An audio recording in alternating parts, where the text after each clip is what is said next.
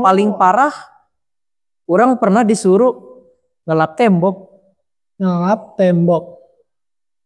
Beneran, ini tembok nih. Set, dielap sampai bersih. Dan temboknya enggak yang kayak segini gitu. Temboknya tuh sepabrik. Oh iya.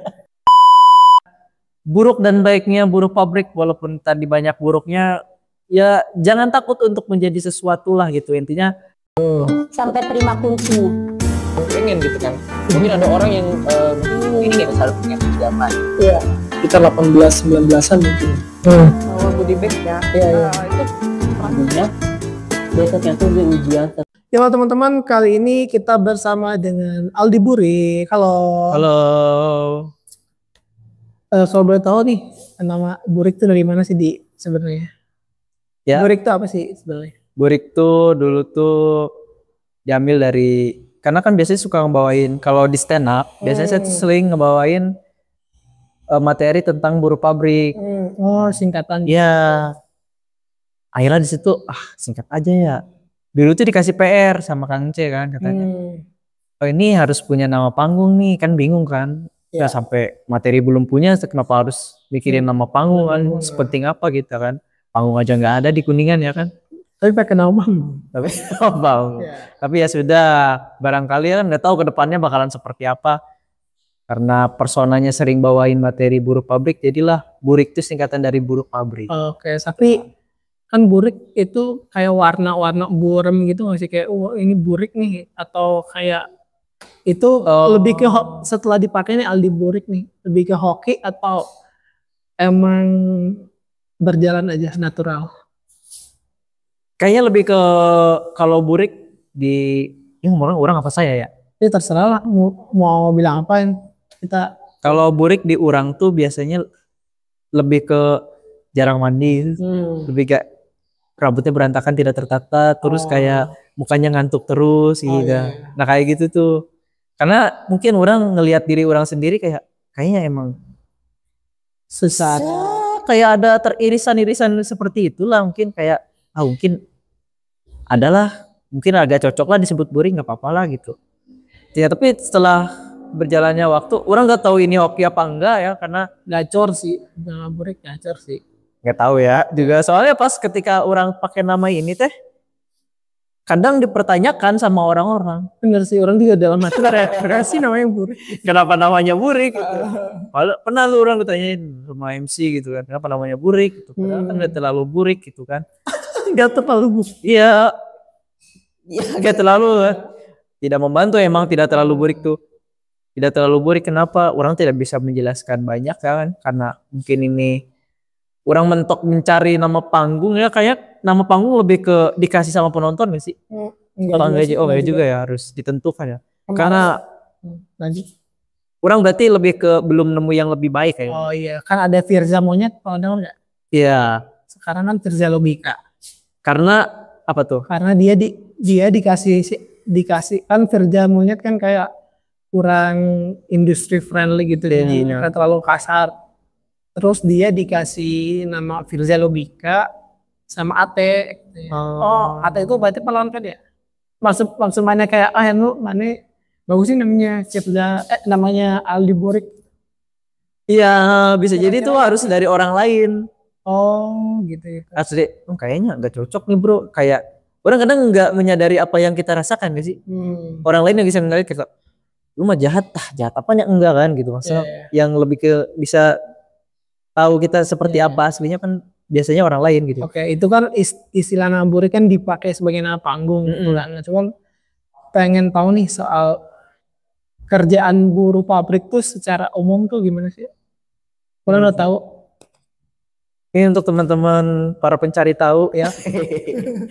Yang sepertinya Anda adalah lulusan kuliahan. Dan enggak ya? Ya pokoknya orang yang mencari tahu itu orang yang selalu penasaran. Iya. Ya selalu penasaran dan sering nonton YouTube karena Anda sering nganggur. Iya sih. Kayak lebih ke buruh pabrik tuh kalau bisa didefinisikan pekerjaan yang pekerja kasar lah ya. Pekerja kerah biru lah ya. Iya. Oh, kerah biru, ada istilahnya kerah biru. Oh, cuman tahu segitu aing. Jangan diterusin ya.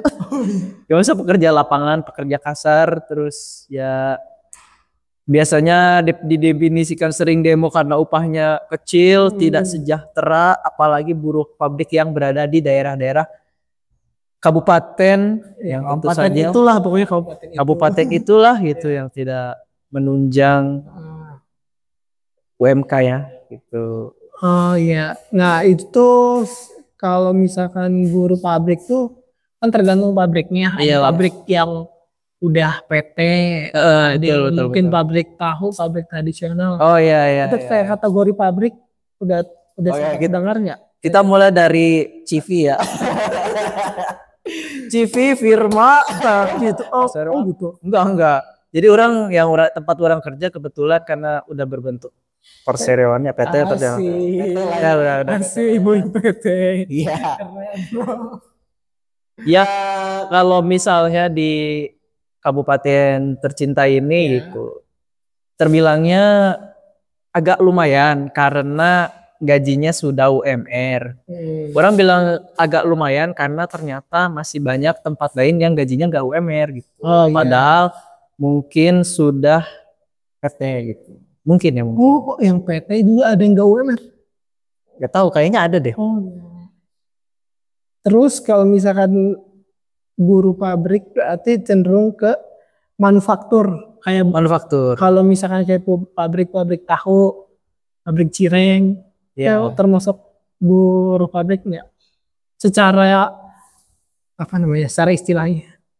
Kayak termasuk deh, termasuk. Tergantung kalau mau disebut manufaktur tuh tergantung perusahaannya bergerak di bidang. Tapi Mani bergerak di bidang apa? Orang di bidang makanan, jadi manufaktur. Termasuk manufaktur juga. Manufaktur itu yang menggunakan mesin gitu. Iya, betul. Dan di sana ada bagian apa aja sih kalau kompor mesin nggak sih? mungkin mengubah satu energi bisa di energi lainnya. Mungkin mesin. Mesin ya. Kenapa tuh? Bagiannya di bagian. Jadi kan emang karena perusahaan saya bekerjanya di bidang industri makanan ya. Tapi industri makanan. Makanan itu makanan apa? Kalau boleh. Boleh. Kasih apa ya? Bocoran lah. Boleh lah buat para pencari tahu. Kita kasih bocoran kali. Kasih bocoran. Gak usah sebut nama brandnya, kita kasih bocorannya. Nyebut aja nama apa?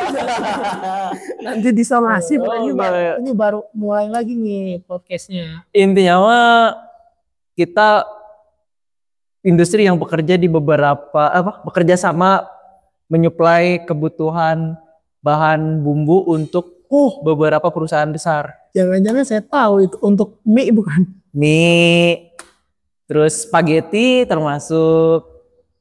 Spaghetti. Bumbu tabur ada yang pedasnya level. Nah, tuh dulu tuh ada tuh yang kayak gitu itu. Ini yang dari bawang-bawangan bukan? Bawang-bawangan, cabai-cabean. Oh, berarti rumornya benar kalau bawang-bawangan yang di mie itu ada dari sini. Iya benar, ada dari sini juga. Itu udah lama si produksi bawang ini. Mie sehat, guys. Oh iya. Iya, mie sehat. Oh, jadi ini tuh kayak berarti bukan makron ya bahasanya tuh. B2B.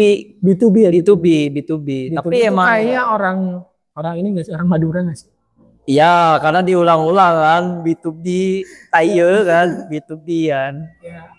Iya, karena kita kerja sama perusahaan lain, cuman nama perusahaan kita nggak nggak disebutin di komposisi bumbu aja gitu. Oh, berarti emang dibeli produknya. Beli produknya nggak sama packagingnya di sana packagingnya di kita sampai ngepack terus nanti disatuin sama mie instan dan berarti banner bukan banner kayak cap label-labelnya ada di kita ada beberapa produk ada label-label beneran ada. Oh berarti itu bisa dibagi berapa divisi sih kalau kerja di pabrik yang seperti pabrik makanan penyuplai makanan ini? Ya, kalau penyuplai bumbu ya yang di dalam tuh divisinya ada 5. Sekarang ada 5. Ya 6 deh, kayaknya 6 deh. Iya. Cuman orang belum terlalu tahu jelas gimana 6 tuh. Cuman yang saya tahu tuh dari ke 6 divisi itu tuh ada divisi pertama ya kita nyebutnya unit 1 lah. Unit 1 tuh beneran dari raw material kayak dari bahan mentah. Kalau misalnya kalian ada kunyit nih di sawah, terus dibeli dari petani, dijemur sama petani, dibeli kita, digiling sampai jadi powder, jadi kunyit powder. Ya. Nanti itu kurkuma. Ya. Nanti masuk ke unit 2. Unit 2 tuh sebenarnya nggak produksi sih, sebenarnya kayak gudang aja, penyimpanan aja. Nanti dari di unit 2 ini didistribusiin ke unit 4, ke unit 3, ke unit 4. Apa tuh unit 3 itu apa? Unit 3 tuh unit divisi oil. Jadi dia oil dan pasta. Jadi semua yang tadi yang bumbu, yang minyak, bumbu pasta yang pedas, Korea, spicy hot. Yang Bisa sehat juga. Pokoknya sambal-sambal yang kaya tuh yang beli bis. Itu juga ada di sini di packingnya. Iya. Kalau iya packingnya di sini sampai packing pokoknya. Di kedai-kedai kita. Teman-teman kalau boleh cerita ini kita rekamannya di kedai-kedai kita. Iya betul. Jadi teman-teman bisa mampir untuk menikmati ya suasana dan menunya yang menarik. Ya barangkali ini kayaknya tayangnya di abis lebaran sih. Aduh. Bagus ya banget itu barang tayangnya. Bagus. Atau lebih cepat aja. Harapannya gimana tayangnya? Gimana teman-teman? Nanti kayaknya sebelum tayang video ini akan tayang teasernya dulu ya. Teasernya dulu kalau misalnya kalian komen secepatnya sepertinya saya membutuhkan pencerahan dari buruh pabrik.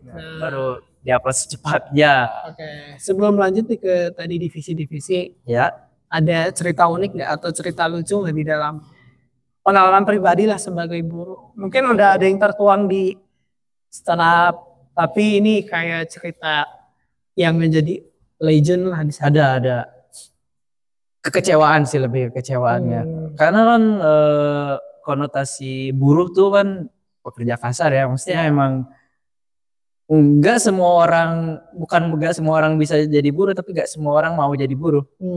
Soalnya kan emang beneran biasanya ya yang jadi buruh tuh yang lulusan SMK, yang kejuruan dan enggak melanjutkan ke kuliah. Biasanya yang jadi bagian-bagian di lapangan operatornya gitu. Kalau jadi QC-nya atau apanya itu biasanya yang kuliah ya. Untuk orang pernah ngalamin ketika orang menjadi operator gitu yang bagian paling di lapangan, benar-benar di lapangan gitu kan ya, kerja kasarnya.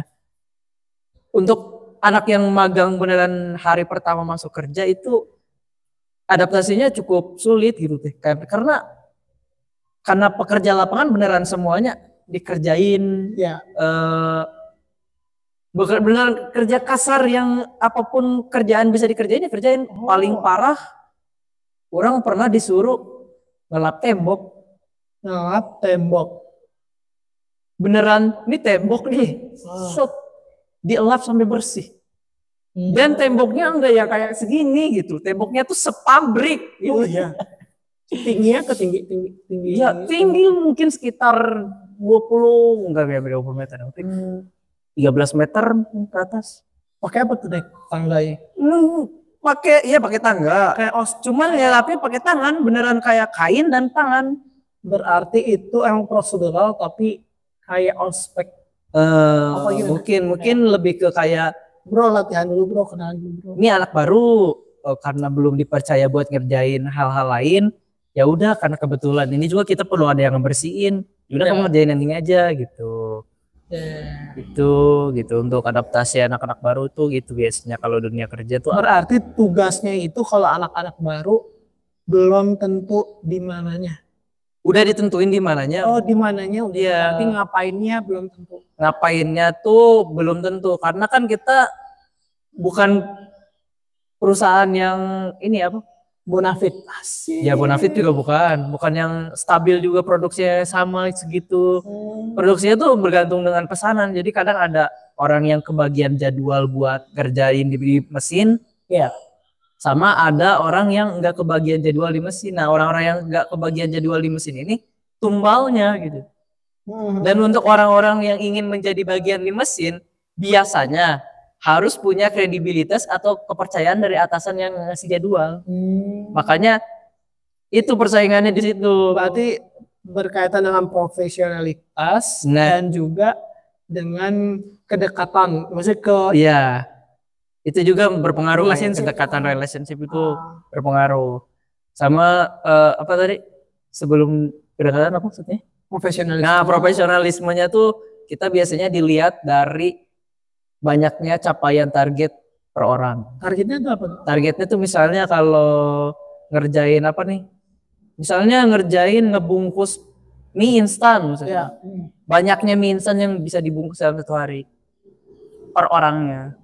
Mencapai target mesin, bukan pakai mesin. Dia tetap pakai mesin tapi dihitung kan, soalnya speed di mesin tuh beda-beda per orang. Dia sanggup mah dengan speed segini misalnya. Ada orang yang belum sanggup, speednya lambat. Nah itu siap aja kegantiin orang-orang yang speed lambat gitu.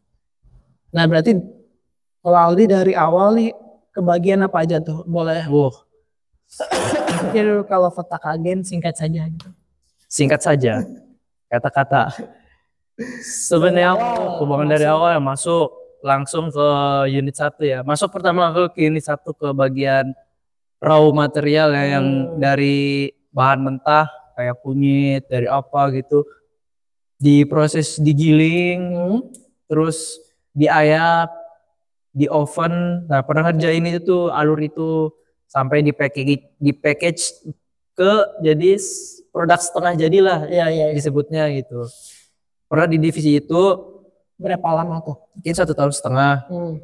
Gak lama dari situ pindah ke divisi 4. Divisi 4 tuh tempatnya ke kayak dry mixing. Nah disitulah ketika bahan-bahan mentah nih dijadiin satu formula untuk menjadi bumbu mie gitu.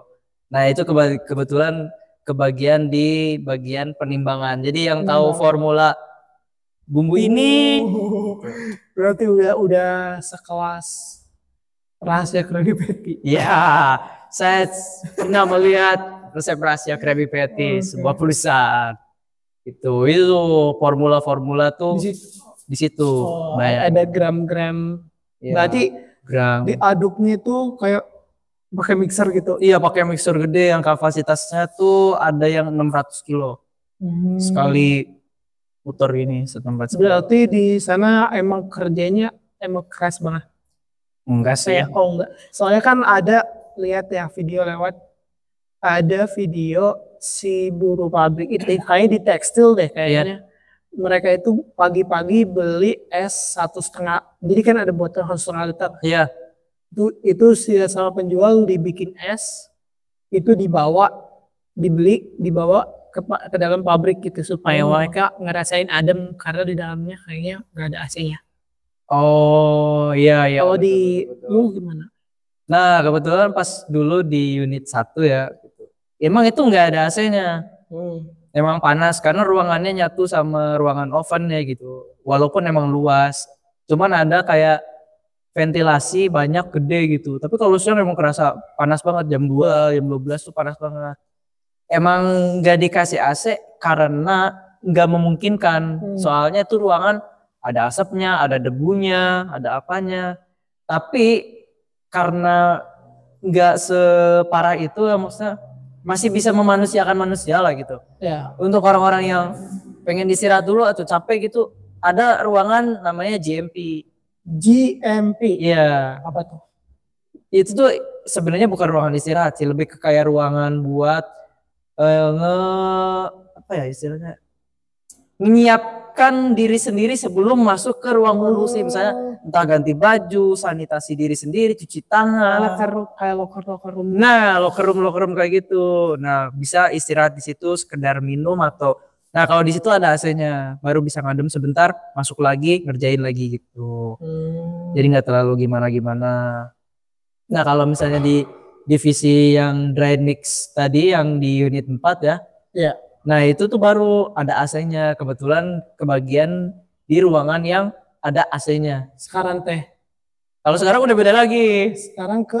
Sekarang udah di gudang 2 bagian admin. Sekarang emang setiap hari AC. Setiap hari AC kalau sekarang.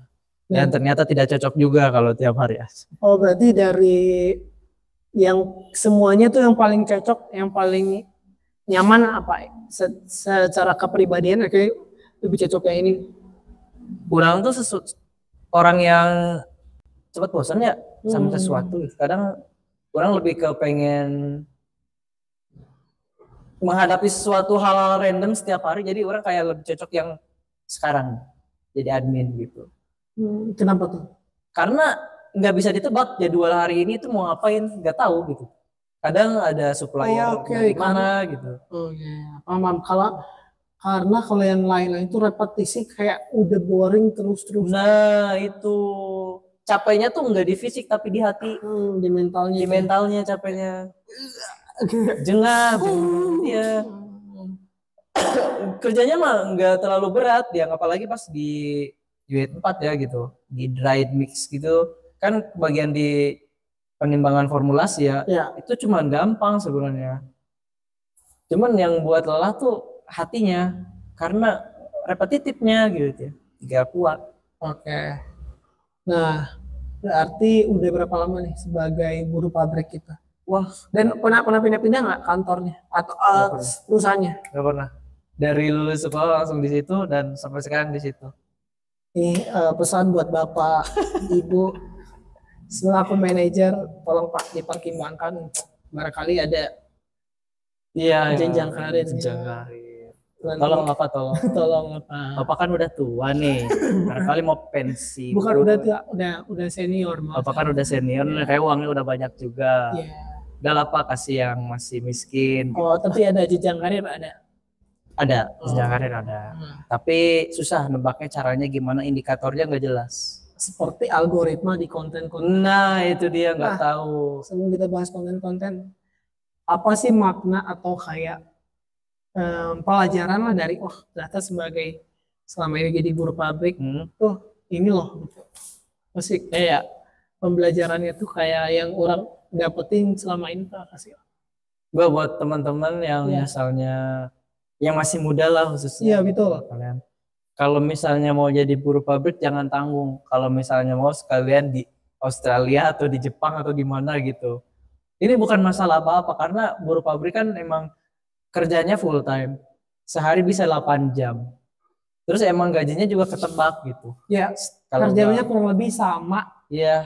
Mungkin etosnya beda ya? Etosnya beda sama jam kerjanya panjang. Kita nggak bisa kayak orang-orang yang pengusaha, walaupun emang pengusaha juga lebih berat tantangannya gitu kan. Tapi kadang pengusaha tuh untungnya lebih besar gitu. Ada juga yang emang untungnya lebih kecil, cuman jamnya lebih pendek gitu. Oh iya. Kalau buruh pabrik untungnya segitu, udah ketebak, tapi jam kerjanya panjang. Jam kerjanya panjang gitu, nggak bisa ngapa-ngapain. Ya penting harus bisa nge-manage waktu, apalagi kalau misalnya masih muda, manfaatkanlah, carilah perusahaan yang sekiranya bisa worth it buat kalian ngebuang waktu kalian 8 jam kerja di sana. 8 jam di Kuningan dan 8 jam di Australia. Itu beda teman-teman. Maksudnya 8 jam kegiatan ini mungkin sama aja. Kurang mungkin 8 jamnya sama tapi hasilnya berbeda. Iya, 8 jam yang sama hasilnya berbeda. Oke. Nah, terus boleh dong kayak coba sampaikan satu suara untuk mewakili kaum Anda. Mungkin yang barangkali penonton tuh belum tahu. Apa buat buruh apa buat buat dari buruh, kayak nih buruh tuh pengen ngomong. Oh ya teman-teman, buat pemerintah juga ya. Sebenarnya buruh tuh bukan membenci pemerintah karena sering demo ya. Itu udah hitungannya love language dari kami kepada pemerintah, karena dengan cara apa lagi kita bisa memberikan aspirasi selain dengan tindakan seperti itu, karena kebanyakan dari kita menjadi buruh pabrik itu bukanlah orang-orang yang punya latar pendidikan yang luar biasa ataupun punya cara penyampaian yang lebih berpendidikan gitu. Betul. Karena kalau misal kita orang berpendidikan, kita tentu saja tidak menjadi buruh pabrik. Ya. Tidak ada apa ya tadi, ini apa tadi kosong, sebenarnya tidak ada apa. Satu hal lagi, gimana sih rasanya jadi stand up comedian dan buruh pabrik di waktu yang bersamaan dan Udah berapa waktunya? Di sana udah berapa lama? Stand up baru Gokil. mungkin 2 tahun, 2 tahun. 2 tahun, 2 tahun. Nah, itu gimana menjalankan kedua? Nah, Apakah ketika bekerja, wah materi nih. kalau sumber keresahan pas awal-awal emang yang terdekat kan biasanya kan, dari buruh pabrik.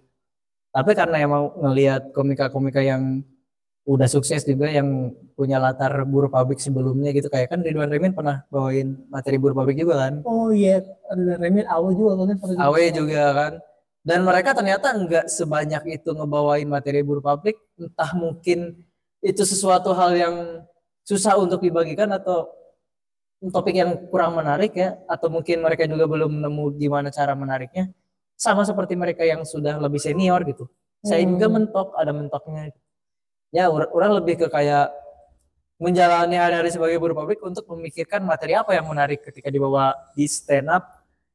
Walaupun mungkin beberapa keresahannya datang dari buruh pabrik, tapi lebih luasnya lagi ditarik ke masalah hal-hal yang lebih umum. Ngomong apa sih saya? Satu pesan terakhir untuk para pencari tahu nih yang masih belum tahu mereka mau jadi apa, mau apa. Oh iya teman-teman. Dan terakhir akan ada Apa? mungkin ada persembahan dari saya hadiah Woi, untuk Anda. tarian perut. Nanti. Tidak ada. Ya, saya kira tari perut. Kata-kata buat ini ya. Untuk para orang yang masih mencari tahu yang, aduh, gua ngapain sih gitu, gua mau apa sih gitu. Oke teman-teman, untuk orang-orang yang sedang mencari tahu sesuatu, yang telah mendengarkan buruk dan baiknya buruh pabrik, walaupun tadi banyak buruknya, ya jangan takut untuk menjadi sesuatu lah gitu intinya.